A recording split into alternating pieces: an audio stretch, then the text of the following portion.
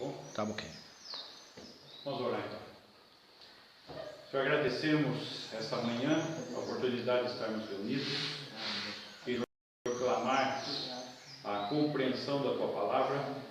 Ilumina nossas mentes pelo Teu Espírito e que Tua Palavra, que é viva e eficaz, atinja nossos corações e mentes e intenções para que possamos viver segundo a Tua vontade. Senhor, derrama sobre nós a força do Seu poder, para que na força do Senhor venhamos a andar de modo digno do Teu nome e glorificar a Tua pessoa. Ajuda-nos, Senhor, diante das lutas, das dificuldades, e que nesses momentos de ensino o Teu aprendizado possa nos atingir de maneira plena, para que possamos viver a Tua vontade. Oro por cada um e que as dificuldades de cada um sejam suplantadas, Senhor, porque o Senhor é um Deus que é capaz de suprir todas as necessidades. Por isso oramos no Teu nome, Jesus. Amém. Amém. Muito bem, vamos abrir em João, capítulo 7. João 7. João 7. Isso, Evangelho de João, capítulo 7. Eu quero falar num momento da vida de Jesus aqui, mais no final do seu ministério. João 7. 7, vamos começar no versículo 1. Nós vamos estar trabalhando o contexto todo aqui, tá? O que está acontecendo aqui? No final do capítulo 6,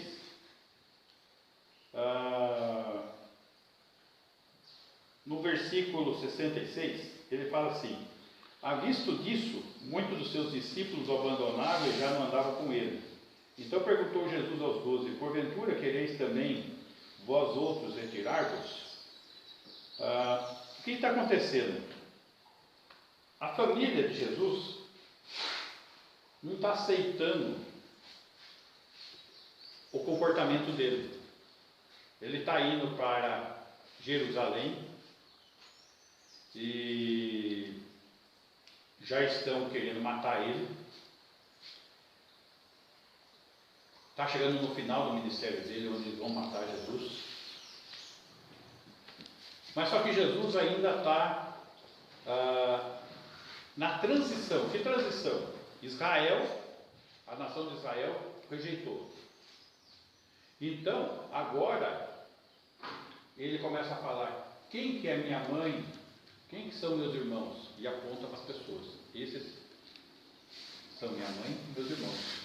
Ou seja, o ministério daí ficou voltado para todos, começou a ser uma semente a respeito da igreja, do corpo de Cristo, onde atinge os outros povos também, né?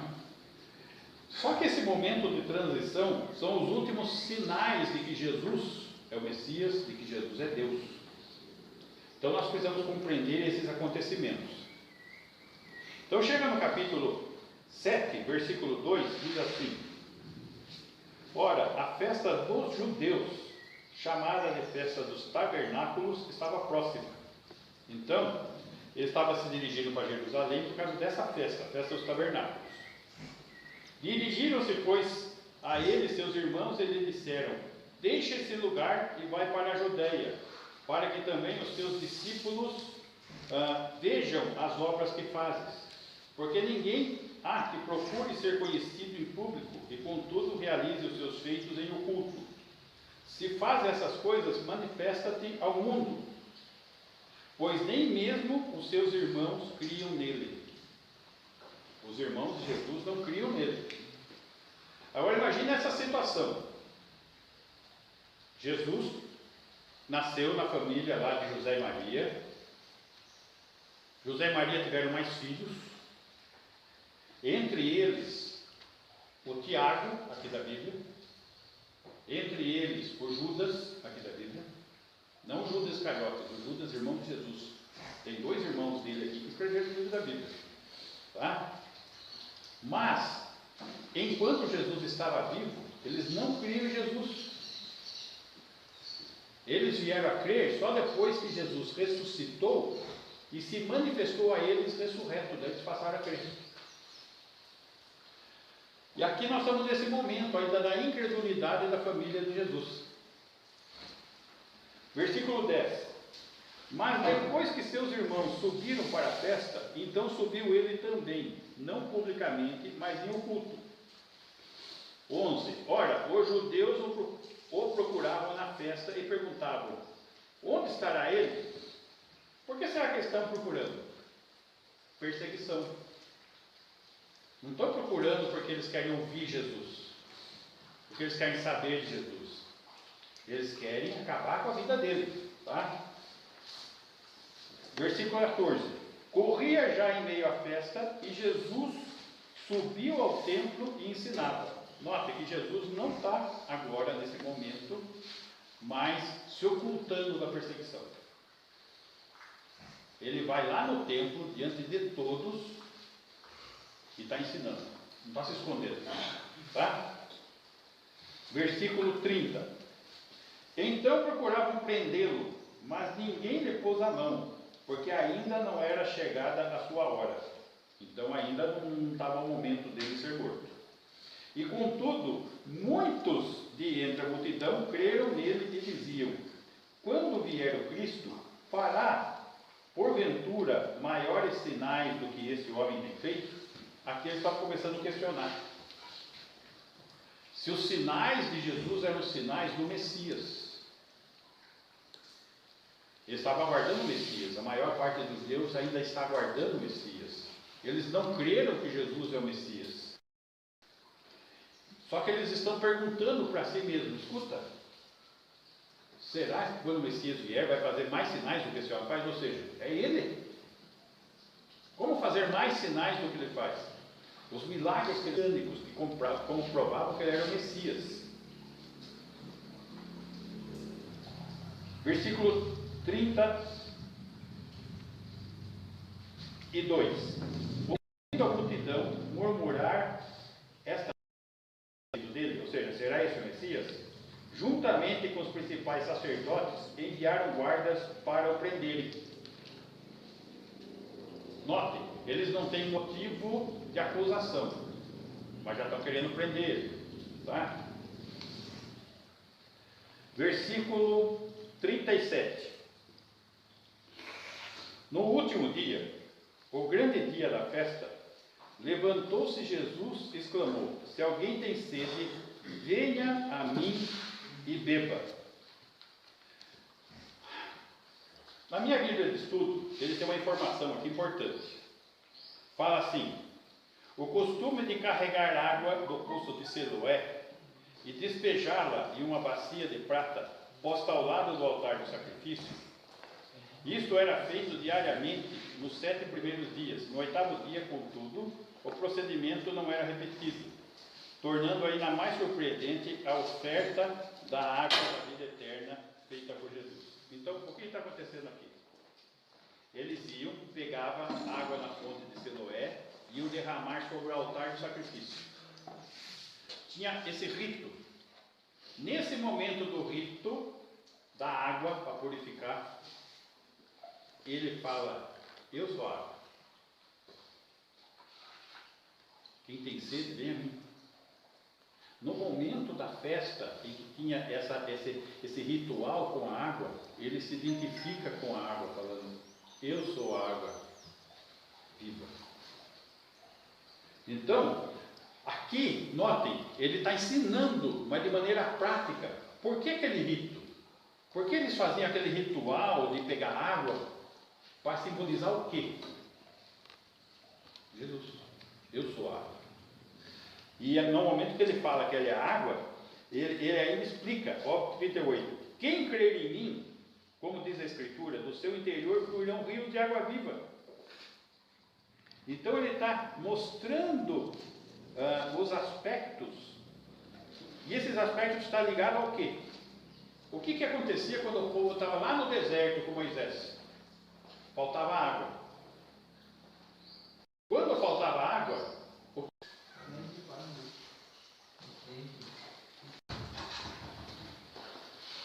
estão aí? 1 Coríntios capítulo 10. 3, para fechar a ideia.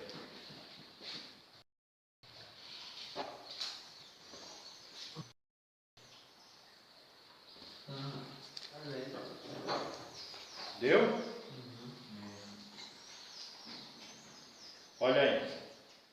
Todos eles comeram de um só manjar espiritual. Está falando o povo lá no deserto, lá atrás, com Moisés. E beberam da mesma fonte espiritual, da água que saía da rocha. Mas essa água, veja só. Porque bebiam de uma pedra espiritual que os seguia. E a pedra era Cristo. A pedra que os seguia e alimentava eles de água era Cristo. Então, isso, tabernáculos, o que Jesus está falando? Aquela já dá água para vocês. Sou eu. Quem tiver sede, muitas vezes vocês podem estar pedindo: Senhor, me salva, me ajuda. E Jesus está querendo te salvar, só que você não está enxergando Ele. Você fala: eu preciso dessa salvação, mas você não consegue se ligar a Ele. Você chega diante da palavra de Deus, você não entende, não tem desejo de entender, não está ligado. Está igual a situação dos judeus aqui. Uma pessoa, para ser salva, ela precisa primeiro perceber que precisa ser salva. E depois que ela percebe que precisa ser salva, ela só tem um recurso: Jesus. Agora, se ela tem Jesus na frente dela e fecha os olhos, e como que Jesus vai estar na frente de vocês hoje? Pela exposição da sua palavra. É Ele falando. E como que vocês vão fechar os olhos? Não se ligando, não tendo compromisso, não querendo saber, não tendo vontade. A situação fica muito igual, muito parecida. E é isso que a gente precisa visualizar o que está acontecendo aqui.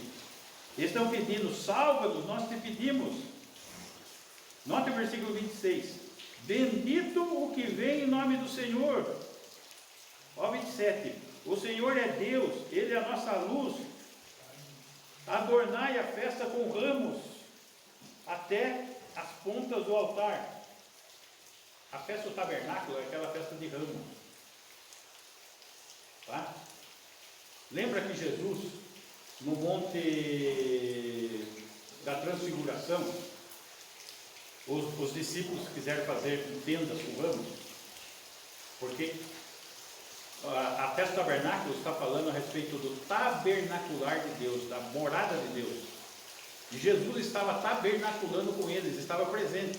Quando a gente vê lá em João, o verbo se encarnou, você vai no grego, o termo é tabernaculou. O verbo se fez carne, tabernaculou, está habitando entre os homens. E essa é a simbologia da festa do tabernáculo. E esses judeus não estavam compreendendo a simbologia, não estavam compreendendo as sombras do Antigo Testamento que se cumpriam naquele momento. E Jesus dizendo: sou eu. E eles falando: salva-nos. E não estavam entendendo nada. Tá? Muito bem. Vamos voltar lá em João. Capítulo 7 agora. Versículo 40.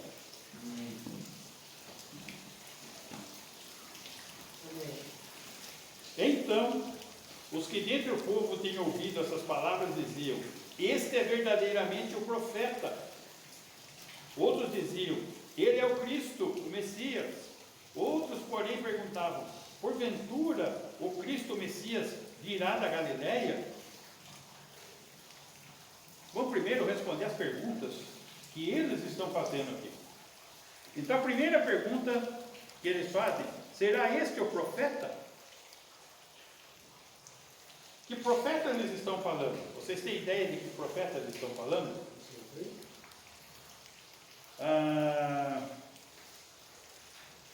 Deuteronômio, capítulo 18, versículo 15.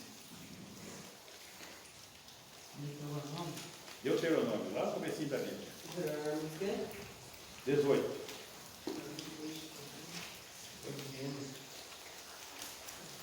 Hoje, lá de novo.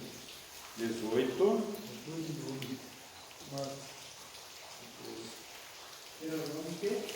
Capítulo 18.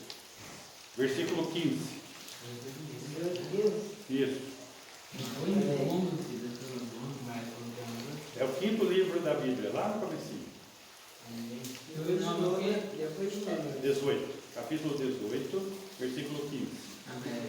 Aí? Preste atenção. O Senhor teu Deus te suscitará um profeta.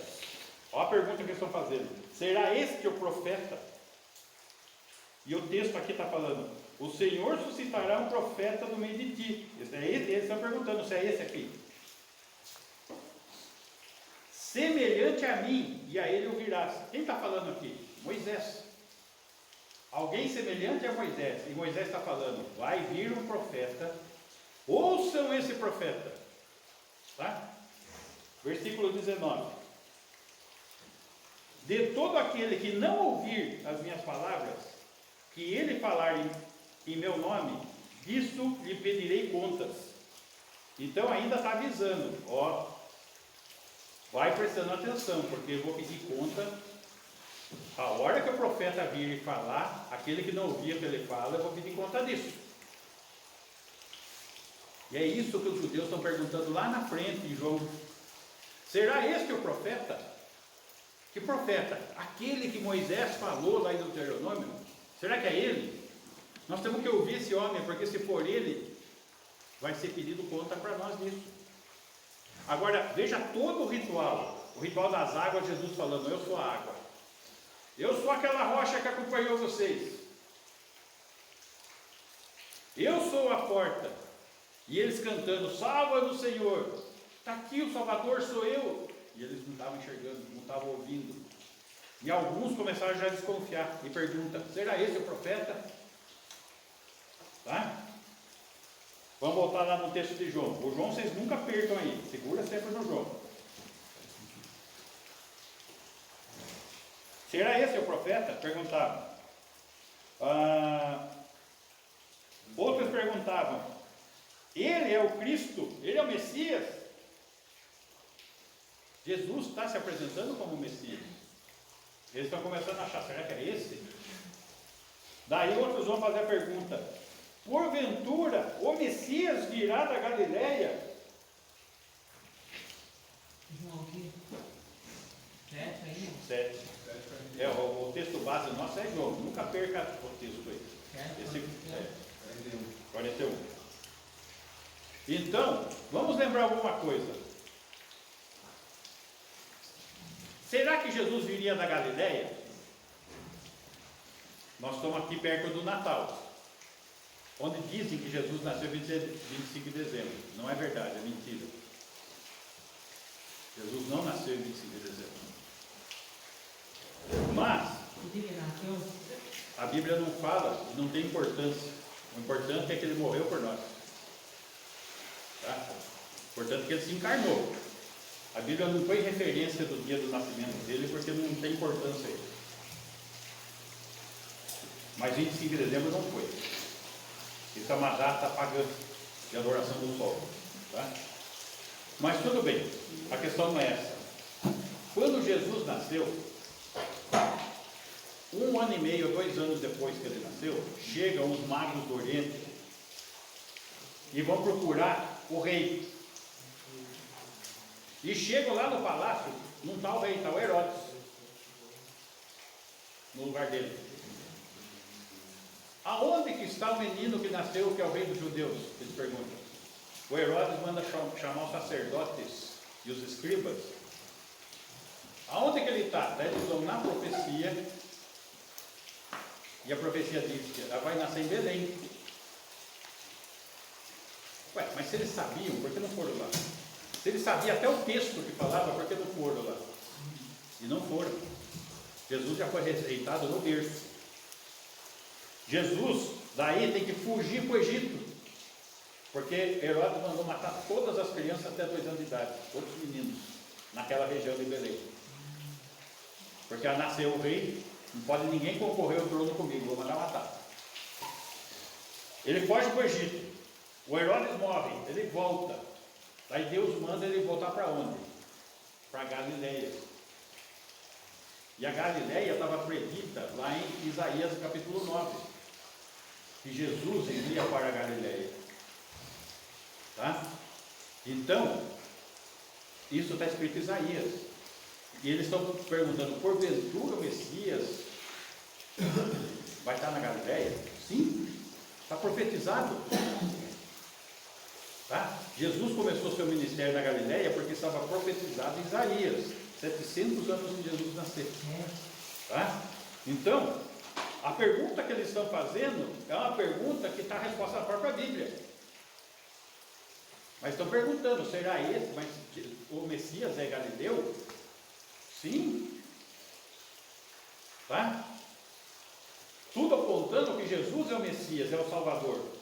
Agora, percebam, Jesus se revelando a eles, e eles não estão entendendo, eles estão questionando, eles não estão enxergando Jesus na presença deles.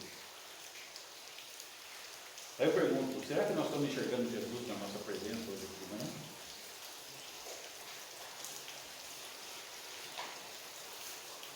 Você está enxergando esse momento como um momento de explanação bíblica para encher o tempo, está chovendo mesmo?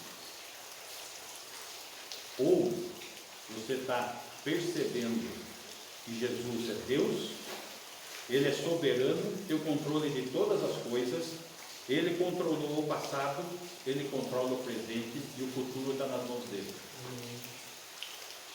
Se você crê nisso, você está vendo. Se você não crê, você só está ouvindo o que eu estou falando. Não está vendo? E se você não está vendo, você ainda está perdido. E sem esperança. Porque a esperança é só Jesus Cristo. É só Jesus Cristo. Muito bem. Pastor, Oi. a frase está aí, ó, na frente, ó. Eu sou o caminho e a verdade e a vida. Ninguém vem ao Pai Senão por mim. senão por mim. Exatamente.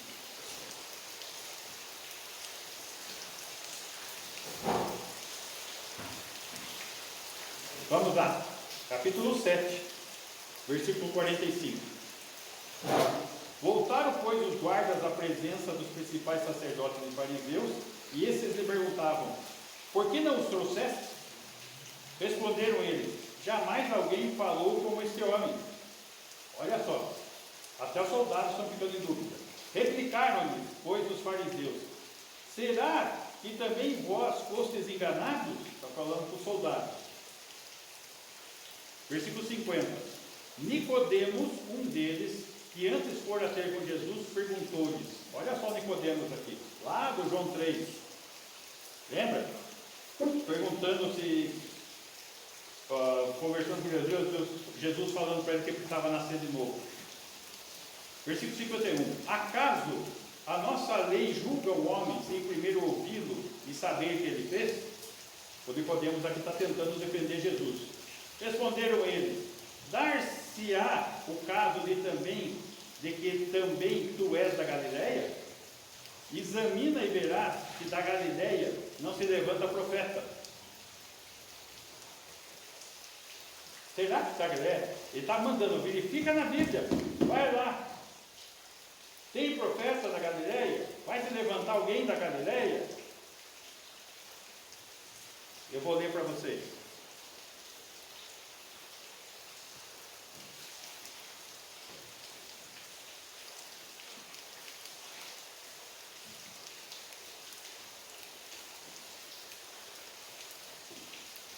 Vai lá. Mas para a terra que estava aflita, não continuará a obscuridade. Que terra é essa? Deus, nos primeiros tempos do ministério de Jesus, tornou desprezível a terra de Zebulon, a terra de Naphtali, mas nos últimos tornará glorioso o caminho do mar, além do Jordão, Galileia dos gentios. Ele vai tornar glorioso. Quando? Quando Jesus esteve lá. O povo que andava em trevas viu grande luz. Jesus é a luz. E aos que viviam na região da sombra da morte, resplandeceu-lhes a luz. Estou lendo um texto de Isaías para vocês. Os sacerdotes, os líderes religiosos, estão contestando Nicodemos. Por acaso você é galileu também? Por acaso na Bíblia fala do Messias na Galileia? Eu acabei de ler para vocês, fala. E esse texto eles tinham por escrito. Eles deveriam saber disso. Né? Aí que você vê a incredulidade da pessoa. Tá? É interessante que esse nível de incredulidade, de cegueira, é muito comum ainda nos nossos dias. É comum você abrir textos para as pessoas e mostrar, olha, a Bíblia fala isso. E a pessoa ouviu, viu você ler, está olhando de tal texto, e a pessoa fala, não é assim não. Não é desse jeito. A mesma cegueira. Cegueira. Então, quando a pessoa prefere crer na mentira, mesmo que a mentira seja criada pela mente dela, ou pela tradição dos homens, pela religiosidade dos homens, como é no caso aqui, e como é no caso ainda hoje, cegueira. Você pode pegar o texto, mostrar, e a pessoa está cega. Ô pastor, aqui depois de João capítulo 8, versículo 12, ela está falando assim, falou, nem foi Jesus. Entre fez eu sou a luz do mundo, que me segue, andará as trevas, mas terá a luz da vida. Isso, nós vamos começar agora o capítulo 8 e eu vou mostrar isso aí para vocês.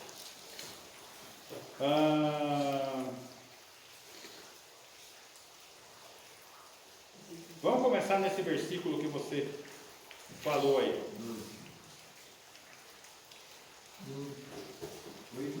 8:12. Então de novo lhes falava Jesus dizendo, eu sou a luz do mundo, quem me segue não andará nas trevas, pelo contrário terá a luz da vida. Ó 14. Respondeu Jesus e disse-lhes, posto que eu testifico de mim mesmo, o meu testemunho é verdadeiro, porque sei de onde vim e para onde vou, mas vós não sabeis de onde venho, nem para onde vou. Não estão crendo. Versículo 24. Por isso eu vos disse que morrereis nos vossos pecados, porque se não crerdes que eu sou, morrereis nos vossos pecados. Olha a importância desse versículo 24. Por isso eu vos disse que morrereis nos vossos pecados. Está falando para essa multidão de judeus. Porque se não crerdes que eu sou, na minha Bíblia eu sou está com letra maiúscula, né? Você está?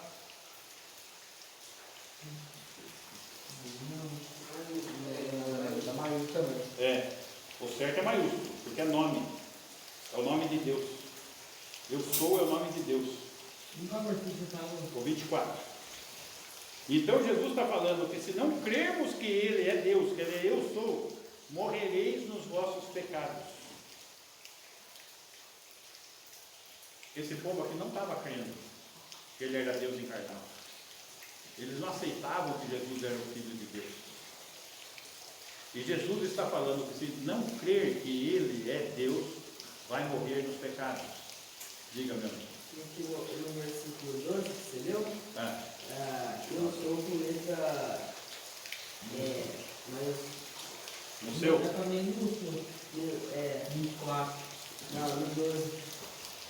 Tá. É diferente o começo. No seu já está com letra maiúscula aí no 12. No 12. Isso. No 24. É o nome. Nome de Deus. Eu sou é o nome de Deus. Mas o problema não é só saber o nome dele. Se não crerdes que eu sou, morrereis no vosso pecado. Então a primeira questão que eu coloco para você é a seguinte: você crê que Jesus é Deus? Porque se você não crê que Jesus é Deus, você já está morto nos seus pecados. Quem são os grupos de pessoas que são religiosas e não creem que Jesus é Deus? Nós temos pelo menos dois para citar para vocês. Os espíritas creem que Jesus é um espírito elevado, mas ele não é Deus. Então, de acordo com esse texto, o texto está falando que quem não crê que Jesus é eu sou, morrereis nos vossos pecados. Estão condenados. Os testemunhos de Jeová não creem que Jesus é Deus. Eles creem que Jesus é a encarnação de Gabriel.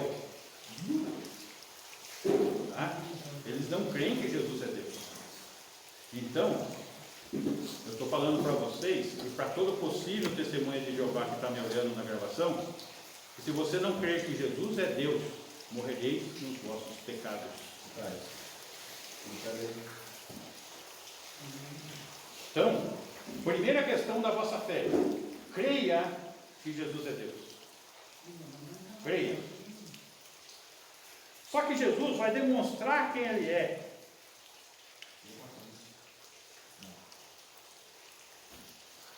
Deixa eu pegar aqui. Capítulo 9. Vamos pular para o 9. Eu quero mostrar.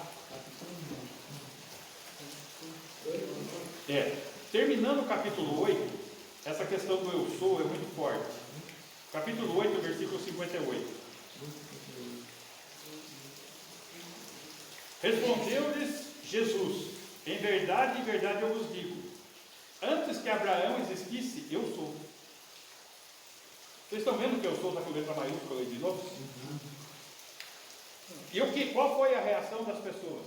Então pegaram em pedras para atirarem nele, mas Jesus se ocultou e saiu do templo. Por que as pessoas que estavam no templo quiseram apedrejar Jesus? Porque elas não criam que Jesus é o sou. E lançaram a mão em pedras para apedrejar Jesus. Tá?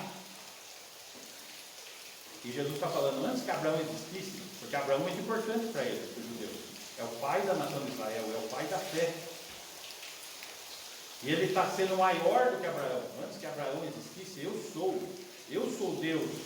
E eles acharam isso uma blasfêmia, quiseram jogar pedra nele. Tá? Que sentimento você está nutrindo no seu coração? Com referência a Jesus ser eu sou. Aceita ou prefere pegar em pedra? Como que está isso? Esses lançaram a mão em pedra. Eles não queriam a verdadeira fé. Eles não queriam seguir aquilo que de fato a Bíblia está falando. Eles não queriam seguir a palavra que Jesus estava dizendo. E Jesus, para demonstrar que ele era essa pessoa, observe o que vai acontecer depois. Versículo 5. Enquanto estou no mundo, sou a luz do mundo. No capítulo 9. Tá? Versículo 10.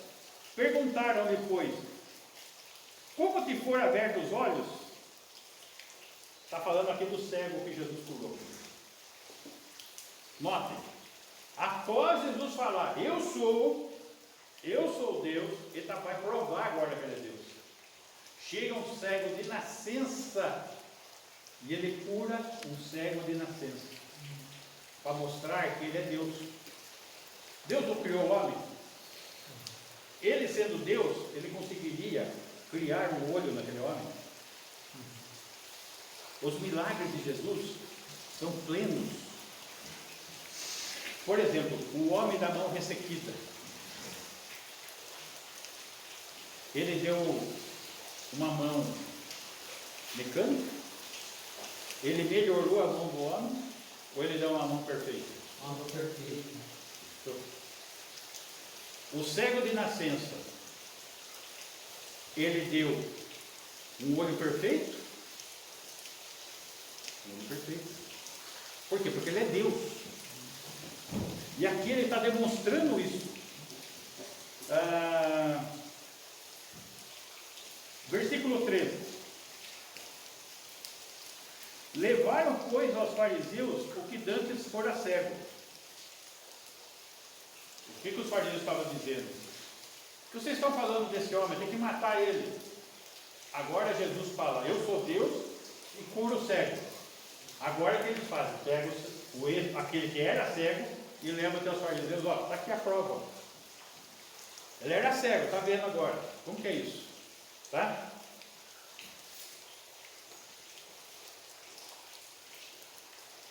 Versículo 18.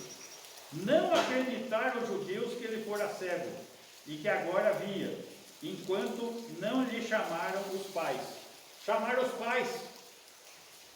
Não, traz os pais dele, queremos indagar os pais. Ele não é cego de nascença?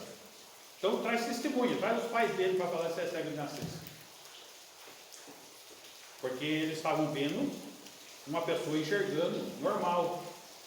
E estão falando que ele era cego de nascença, mas como que é cego de nascença está com o olho normal? Traz os pais deles. Tá? Então, foram levar os pais. 19. E os interrogaram: é este o vosso filho de quem dizeis que nasceu cego? Como, pois, vê agora? Então os pais responderam: sabemos que este é nosso filho e que nasceu cego, mas não sabemos como vê agora. Ou quem lhe abriu os olhos também não sabemos. Perguntai a ele: idade tem, falará de si mesmo. Confirmaram, era cego de nascença, só que ficaram com medo. Estão querendo matar Jesus. Se a gente fala que foi Jesus, o que vai acontecer? Vão perseguir a gente também. Estão percebendo? De uma certa forma estão rejeitando Jesus. Agora eu pergunto para vocês: o histórico da vida de vocês, talvez vocês tenham passado por muitos conhecidos que envolvidos com drogas, e que o cara, para ser o sujeito, é aquele que está ali no meio. Agora imagine aquela cena com aqueles amigos que não eram bem amigos, que você tinha que ser o cara, o contrário do que Jesus deseja de você. Agora você voltando lá e falando: eu sou de Jesus. Ou prefere não ir lá e falar: eu sou de Jesus? Qual o sentimento que está aí no coração? Não quer Jesus ainda? Jesus não é o Deus da sua vida? Você não põe a cara para bater? Não se identifica com Jesus diante dos outros? Já está identificado com Jesus? Está desfrutando da comunhão dele, da força dele, do seu viver? São questões muito práticas. Os pais do cego ficaram com medo. Ele é maior de idade. Não tem nada com isso.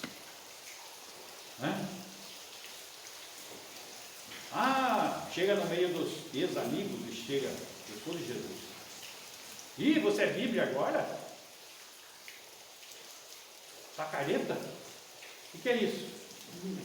Experimenta aqui. Vamos lembrar do passado um pouquinho aqui. Como que é? Como que vai ser? E é uma luta desproporcional, gente. Se não for pela convicção de fé, buscando as forças de Jesus, vai ser difícil. Não é? Então, isso daqui que eu estou falando para vocês, tem que estar encarnado em vocês, na fé de vocês, na vida de vocês, na convicção, mas profundamente. Porque se não tiver profundo, não tiver raiz, não dura, não fica.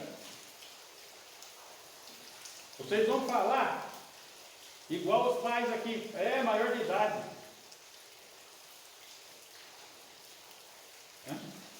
Muito bem. Versículo 24. Então chamaram pela segunda vez o homem que fora cego e disseram: dá glória a Deus, nós sabemos que esse homem é pecador. Olha só, dá glória a Deus porque você está vendo. Esse homem que curou você é pecador, não é para ele não. Tá? Ele retrucou: se é pecador não sei, uma coisa eu sei, eu era cego e agora vejo.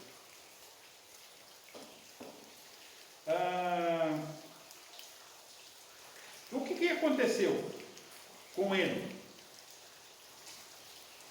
Versículo 28. Então o o injuriaram e lhe disseram: discípulo dele és tu, mas nós somos discípulos de Moisés. 29. Sabemos que Deus falou a Moisés, mas este nem sabemos de onde é. Mentira. No nascimento de Jesus, eles já pegaram o texto bíblico e viram lá. Respondeu-lhes o homem: nisto é de estranhar, que vós não saibais de onde ele é, e contudo me abriu os olhos. Vamos lembrar que o ministério de Jesus sempre tinha um fariseu, um sacerdote, um escriba seguindo ele. Então sabia quem ele era, sabia de onde ele vinha, sabia o que ele estava fazendo. E está falando que não. Versículo 32. Desde que há mundo, jamais se ouviu que alguém tenha aberto os olhos a um cego de nascença. Se este homem não fosse de Deus, nada poderia ter feito. O que tinha sido cego está defendendo Jesus, né? Olha o que vai acontecer com ele. 34. Mas eles retrucaram: tu és nascido todo em pecado e nos ensina a nós, e o expulsaram. Agora, expulsar aqui, gente, é muito grave. Eles estão aonde? No templo em Jerusalém. Só judeu entra naquele lugar. Esse cego é um judeu. E alguém que é banido da comunidade é considerado morto quando é expulso. Isso é até hoje. Por exemplo, se um judeu hoje se converter a Cristo, eles chegam a fazer até enterro do judeu. Enterro simbólico, com caixão e tudo. Enterra o fulano que não morreu ainda, só porque ele creu em Jesus. Não, enterra simbolicamente. Faz uma cerimônia de enterro, dizendo que esse aqui morreu, acabou. Não é nada para nós. E é o que eles estão fazendo aqui com o cego. Expulsaram ele da comunidade judaica. Ele foi banido. Praticamente, por um lado, quando ele estava cego, praticamente ele estava excluído também. Hã? Por um lado, quando ele estava cego, ele estava excluído também. Não estava. A base do judaísmo é a base de caridade. Então ele ficava sentado na porta do templo e eles davam esmola para ele. E agora? Agora ele está expulso, não pode nem lá ficar preso no fora. Aí ele vai para... Aí ficou com Jesus, não com Jesus. Então, ele não abriu mão de defender Jesus, certo? Agora veja o que vai acontecer. 35. Ouvindo Jesus que o tinham expulsado, encontrando-o, ele perguntou: crês tu no Filho do Homem? Olha só, Jesus ficou sabendo que ele foi expulso, procurou ele, encontrou e faz uma pergunta para ele: crês tu no Filho do Homem? Filho do Homem é um termo que Jesus é chamado como Messias, lá no Antigo Testamento. Tá? O próprio Jesus gostava desse termo, Filho do Homem. Tá? E ele está perguntando o cego: você crê no Filho do Homem? Você crê no Messias de Israel? Vamos ver o que ele responde agora para Jesus. Ele respondeu e disse: quem é, Senhor, para que eu nele creia? E Jesus lhe disse: tu o tens visto, e é o que fala contigo. Ele era cego, agora está falando: tu tens visto, você está vendo, e é o que fala contigo, sou eu. Eu sou.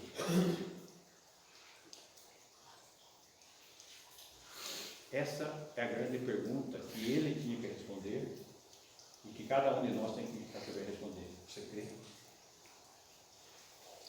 Jesus está perguntando para ele: você crê? E a palavra está aqui registrada, ainda ecoando essa pergunta: você crê? Você crê que Jesus é o Messias, o Cristo? Amém. Que Jesus é o Verbo encarnado, que Ele é Deus? Agora perceba o que aconteceu.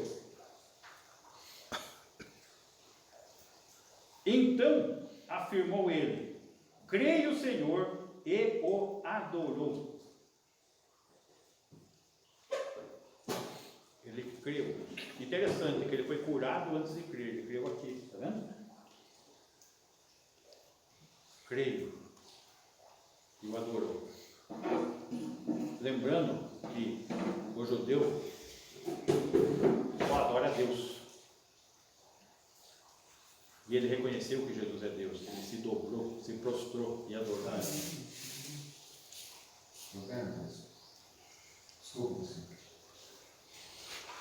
E o adorou.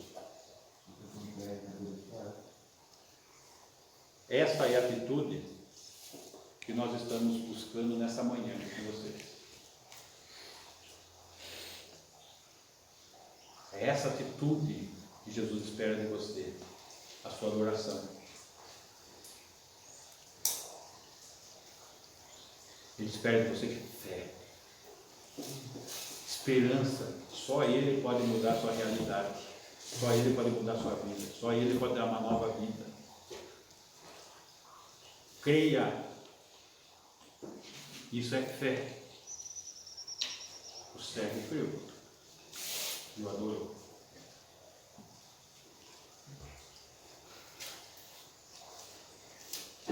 Isso é o alvo. Por que eu venho toda quinta-feira aqui falar? Para trazer a palavra da fé para vocês. Creem em Jesus. Esse é o alvo. Porque não tem outro meio de ter vitória nessa vida. Para se ter vida eterna, se ter vitória, é com Jesus. A terapia aqui pode ser muito boa, ajudar vocês, mas por muito que ajude vocês, não vai conduzir vocês à vida eterna. Quem conduz à vida eterna é Jesus Cristo.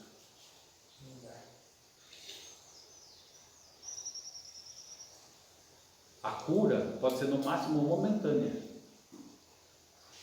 mas corpo perfeito, saúde perfeita, vida perfeita é com Jesus.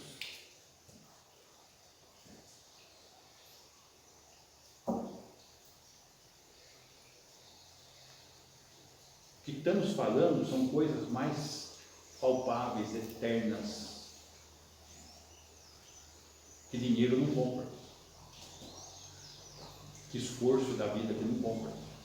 Só a fé em Jesus Cristo pode trazer, porque Jesus pagou o preço. Coisa de graça, porque ninguém tem dinheiro para comprar uma coisa dessa.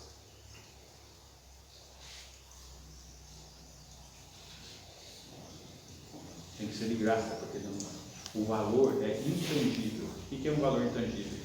Não tem como mensurar, não tem preço. Então, a única forma é crer, creia. No capítulo 10, Jesus ressuscita Lázaro. No capítulo 9, ele dá vista a um cego. No capítulo 10, ele ressuscita um morto. E qual foi a reação diante dos milagres de Jesus?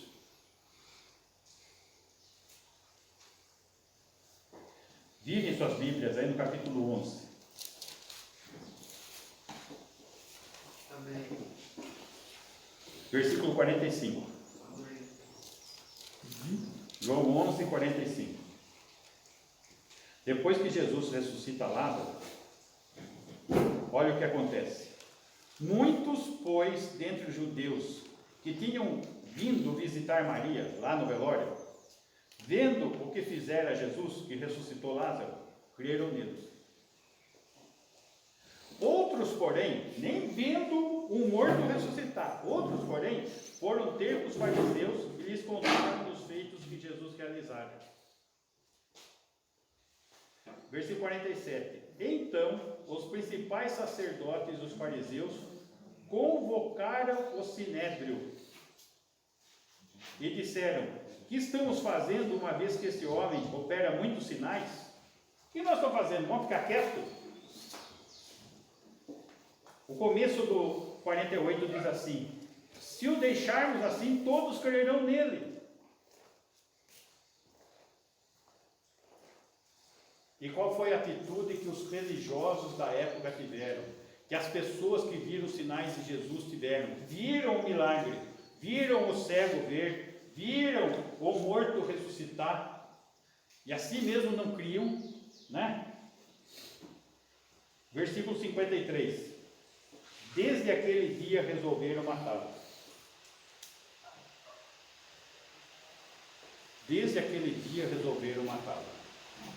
Mesmo diante de Jesus dizendo quem ele era, provando pelos milagres que ele era essa pessoa, resolveram matá-lo.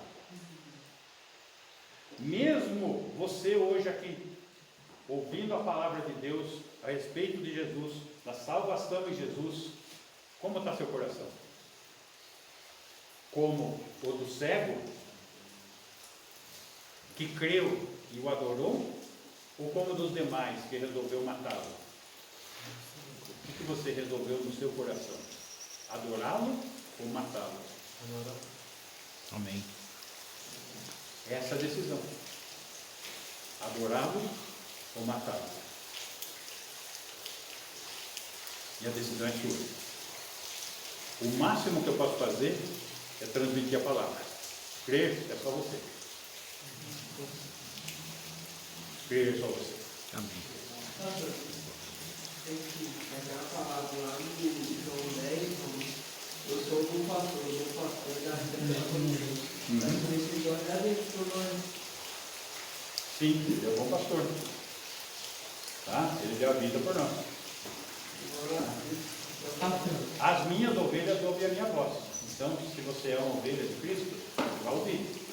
Agora, se você for um cabrito, um bode, não vai. Porque Jesus fala que ele vai separar os cabritos das ovelhas.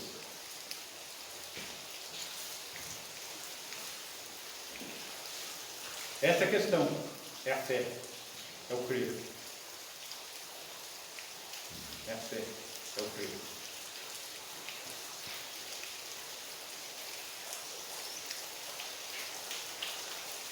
Você já crê? Tem certeza que já crê? Não tem essa certeza, mas quer ter essa certeza?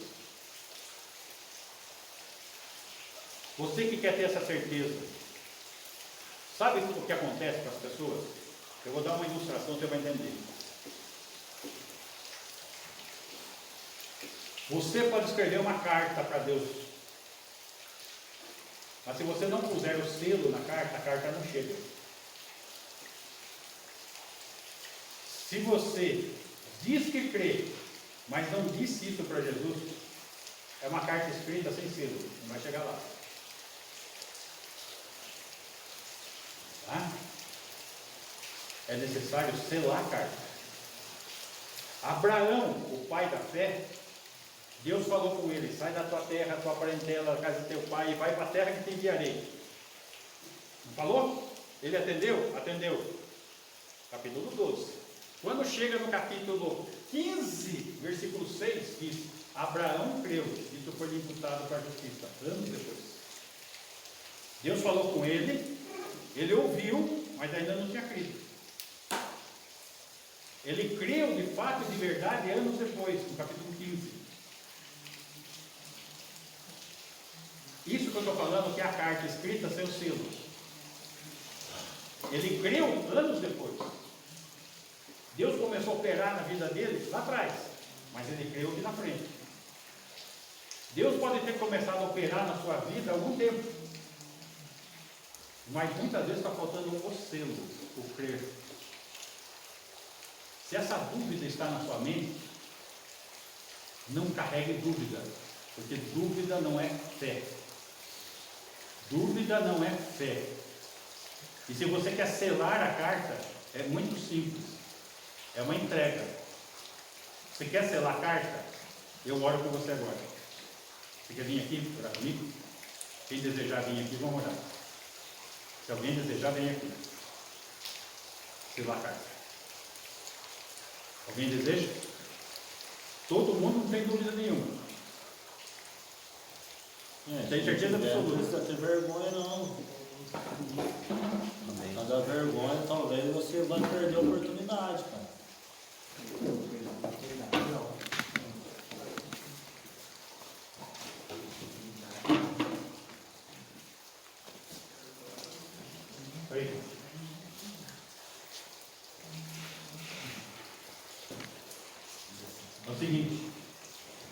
Bíblia fala que com tua boca confessares a Jesus como teu Senhor, teu Deus, Ele é o Deus.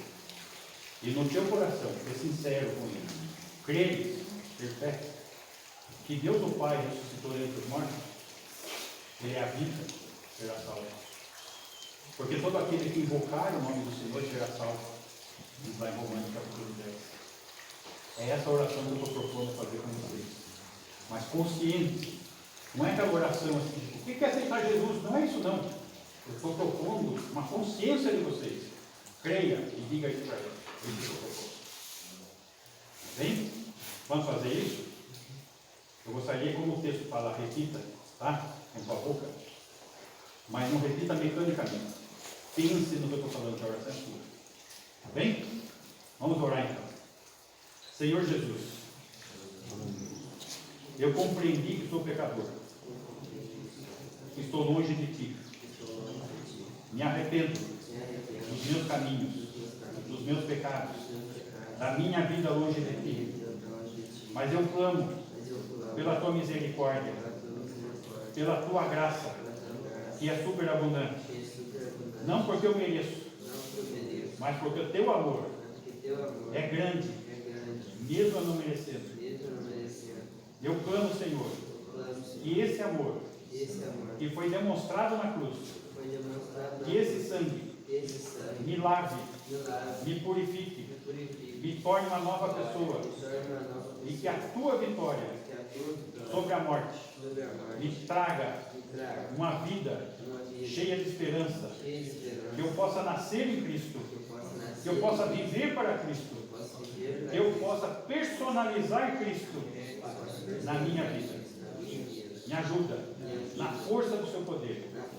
Sela o Senhor esse compromisso, esse pacto, dando a minha palavra, me entregando, e que o Senhor faça a Tua obra em minha vida, e que eu possa refletir da Tua luz, e beber da Tua água, e me fortalecer na Tua fé, para glorificar Teu nome. Selo assim meu compromisso, selado na eternidade, porque o Senhor é Deus e não é homem para mentir, e é nessa fé que eu quero viver, de agora em diante, em nome de Jesus, meu Deus, meu Senhor, meu Salvador. Amém. Amém. Glória. Glória a Deus.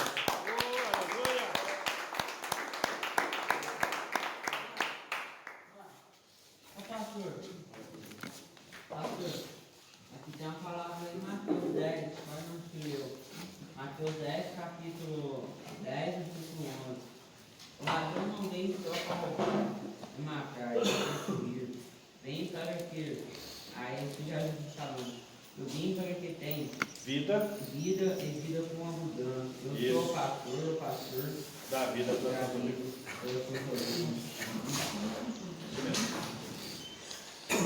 Isso aí, meus amigos. A semana que vem eu não vou poder vir, vou estar viajando. Tá bem?